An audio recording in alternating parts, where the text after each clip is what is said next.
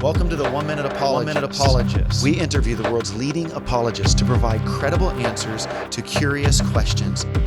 What's a great skill parents can give to their kids that will add to their apologetic development? Yeah, well, parents they may not want to hear this, but one of the greatest skills you can pass on to your kids is reading. And not just the ability to read, but really even a love for reading.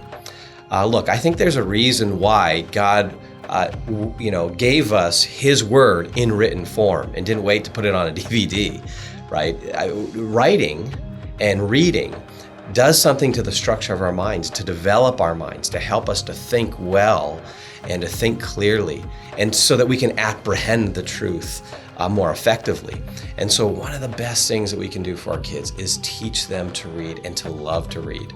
And so a very easy way to do that is, number one, when they are young, this starts from the get-go, read to them constantly. And in an anti-intellectual age, in an age where everything's visual, you're gonna have to work really hard at this. Keep the TV off, keep the iPad away from them, keep the iPhone away from them, and instead put books in front of them. And you read to them.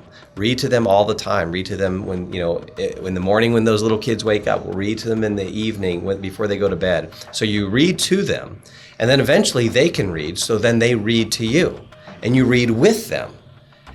Ultimately with the goal that they're going to eventually read on their own. And you help them at very young ages to develop the habit and love for reading, so that carries into their teen years and their adult life. And then on top of all of that, you have to model it.